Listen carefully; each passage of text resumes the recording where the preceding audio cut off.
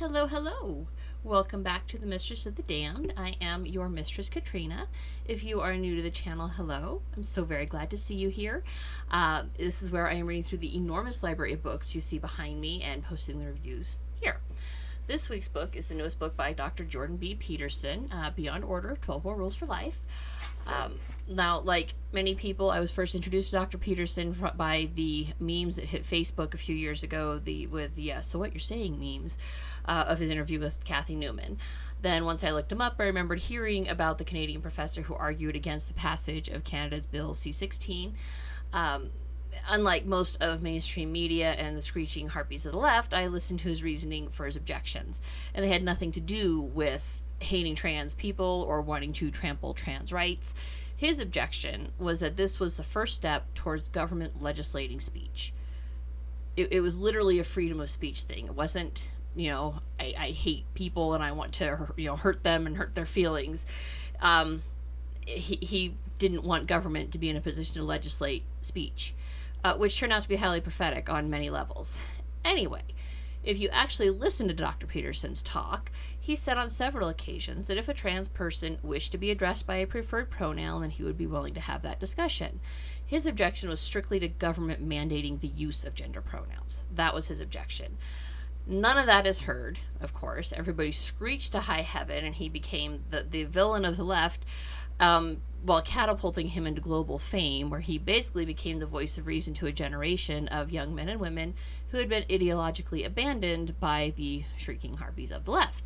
So, his first book, 12 Rules for Life, was a monumental success, sold millions of copies globally. He had a worldwide speaking tour on the heels of it. Excuse me.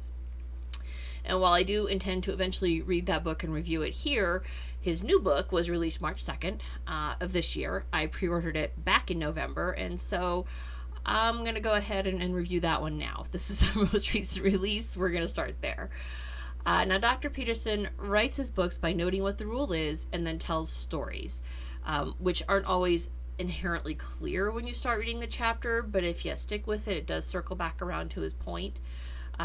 It's very effective ultimately, because stories are how mankind evolved, right? We evolved by telling stories to each other, so it's engaging. I'm going to try and mimic him with this by telling you what the rule is, which he's been releasing on social media for a few months, so I don't feel like I'm giving anything too much away, and then telling you how it's affected my life. So here we go. Rule 1. Oh, hang on a second. Not sure if that helped or not, but my lights were getting very weird. We'll see how this goes. Anyways, Rule 1, do not carelessly denigrate social institutions or creative achievement. People need people, all right? You need people, you need friends, you need family, you need hierarchies and structure, right? Humanity has evolved with hierarchies. They are literally millions of years old. Contrary to the postmodernist bullshit slung about with such abandon on university campuses, hierarchies are not primarily about power. At least healthy ones aren't. Hierarchies are built around competence. It's essentially the Peter Principle, which if you've ever had a marketing class,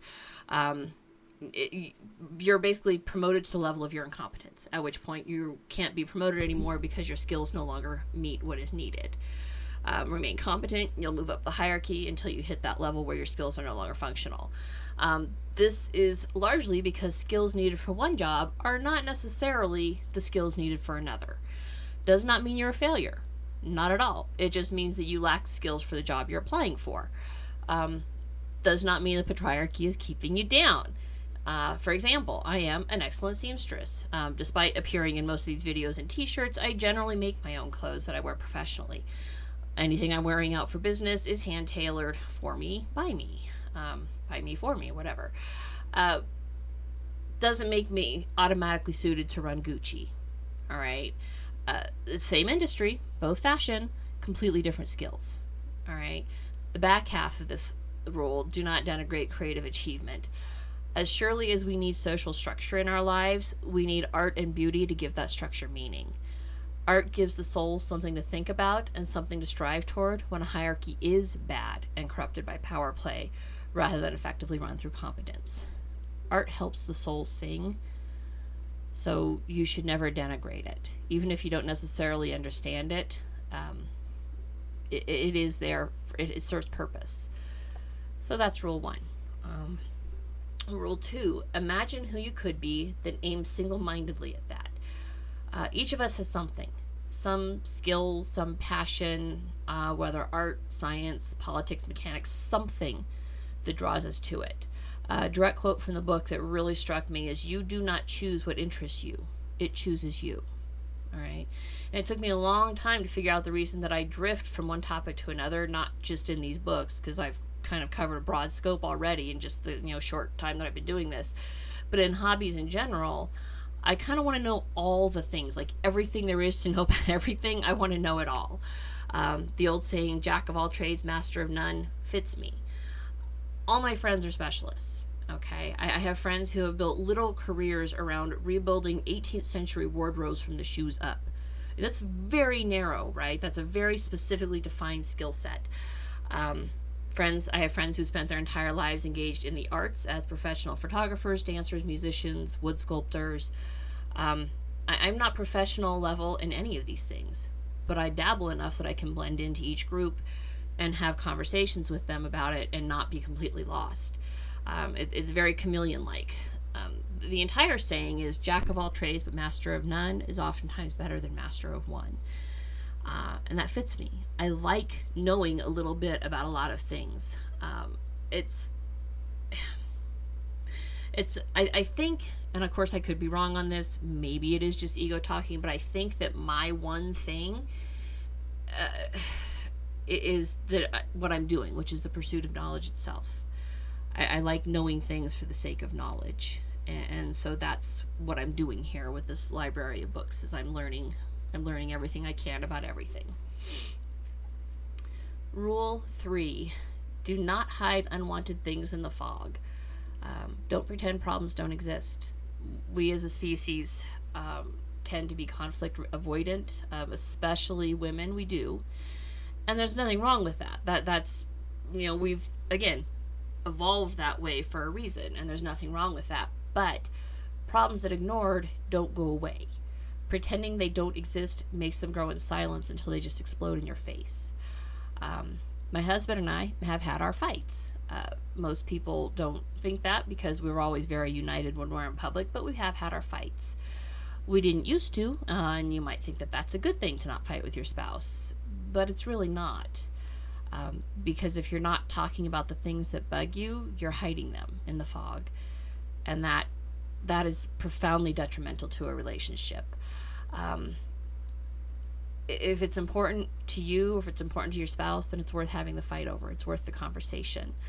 Otherwise, you find yourself 20 years into an unhappy marriage for lack of an honest and fair communication. And fair is also key here.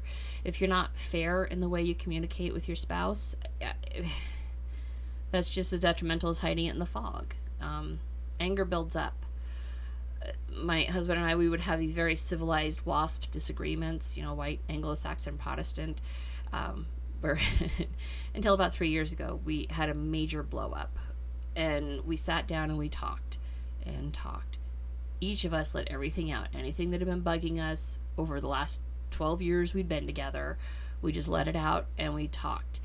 And it was good because we each started by saying, I'm sorry that I didn't say something sooner. I'm sorry I let this build in me and almost ruin us. And ultimately we decided there was more good than bad. So that worked out very well for us. And we didn't want to let the bad destroy us. And we knew that it surely would if we let it build up again. So since then, we've made very sure to keep our lines of communication with each other open. We don't let the fog build up.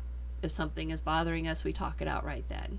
And if your love is worth saving, then it's worth the conversation. Notice that opportunity, rule 4, moving on. Notice that opportunity lurks where responsibility has been abdicated. Show up. Seriously, someone somewhere is slacking on the job. That's your opportunity to show up and do the job. Show that you are the person capable enough to do the job that others are neglecting. That's your opportunity. That's where growth is. I notice that people are abdicating the ability to think for themselves. So I'm reading all the books and doing the thinking for them. Okay, I'm joking, sort of. I'm hoping people will join me in acknowledging that no one side has a monopoly on truth. Truth is generally in the middle. I always tell people there's 3 sides to a story. There's your side, there's the other party side, somewhere in the middle is the truth. And that's where I'm trying to get to, is I'm trying to find that middle ground where truth lives. And I'm not even sure if people are aware that they have the ability to reach their own conclusion. They just watch, Facebook stream or media, left or right, I don't even care, but they'll watch it and decide that that's the truth without listening to the other side. And so it's kind of, like I said, I'm reading the books, posting the reviews, telling people where they can find the knowledge to learn for themselves. Rule 5, do not do what you hate. And that is such simple advice. It's so easy to say, not as easy to do, especially when you are employed by somebody else. And I'm not talking about or at least I don't think that, and I don't think Dr. Peterson is talking about, you don't want to mop the floor at the bathroom where you work, and that's disgusting. But I don't think that's quite what he's talking about. The example he gave in his chapter was a story he tells about a client of his whose work life was being mired down in this kind of bog of die ideology. And he talked about how she fought back with facts and statistics. And my own day job has recently instituted diagnosis office. And I've been torn between volunteering so I can try and do the same and just keeping my head down and plodding along, since this isn't like my planned goal, right? I don't plan to stay in this job for the next 20, 30 years. At the same time, do not do what you hate. It's such simple advice, and it's so much harder to implement. I mean, you really have to have the courage of your convictions to implement that. Abandon ideology. I mean, does that even need explanation, right? Dr. Peterson explains it. I'm not sure if I personally have any ideologies, but I'll certainly be on the lookout for them so that if I do, I can abandon them. Work as hard as you possibly can. Rule 7, work as hard as you possibly can on at least one thing and see what happens. This kind of ties hand in hand, I think, with the rule above, to pick something to aim at. Is that rule 2? That was rule 2, right? Work as hard as you possibly can on at least one thing and see what happens. So my one thing is this pursuit of knowledge. And if I had to pick a number 2, it would be my health. I was kind of on a plan to becoming a shape other than round when COVID locked down the gyms. So I've been working on a plan B, which I found, and we're going to see. So but if I have to pick one thing, the one thing is going to be my pursuit of knowledge. That's very, very strong in me. Rule 8, try to make one room in your home as beautiful as possible. And I love this. Last year, I started with cleaning my backyard. When the COVID lockdowns hit, I spent hours in my backyard getting it cleaned up. And by the time, so that was March, everything started shutting down. So by June, my husband and I were spending most of our time in the backyard. We'd get off work and we'd go sit in the backyard and sit in our little rocking chairs and just enjoy nature. Beauty really is, it lifts you up. And so that's where this rule is. Rule 9, if old memories still upset you, write them down carefully and completely. I am blessed to not have old memories that bother me. I understand the importance of working through stress, and writing down old memories helps to process them. So does talking to somebody. That links back to rule 1. Having somebody to talk to, that sort of social connection is very important. But I work through my memories or I forget them. And frankly, I feel like if I've forgotten them, they're probably not doing any damage to me. Rule 10, plan and work diligently to maintain the romance in your relationship. That ties back to that don't hide things in the fog, right? Couple of things loop back on each other here. Your relationship is worth saving. If it wasn't, why did you marry your spouse to begin with? We have regular date nights. We have daily check-ins while at work and after work. We call each other all the time. We talk to each other.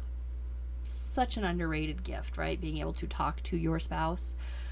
Go out of the way to spoil each other. Something as little as a daily kiss goodbye and a hug when we walk back in at the end of the day keeps us connected.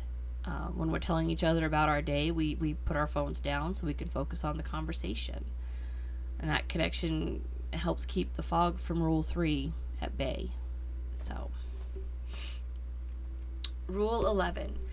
Do not allow yourself to become resentful, deceitful, or arrogant. And that's a hard one. It's hard to not become resentful when you've laid out your plans and they fall apart and nothing goes the way you wanted. I am relentlessly optimistic, to the point that when I do have a bad day, my poor husband doesn't know what to do to cheer me up. Because if I'm in a funk, I'm basically just there until I have to write it out. And that doesn't happen often, thank God. But I am relentlessly optimistic. It doesn't help me to not be resentful. If something's going truly wrong, I can get as resentful as anybody. And it's hard to not be there. I don't think I'm deceitful. I haven't been in this project. I won't review a book that I haven't read through in its entirety.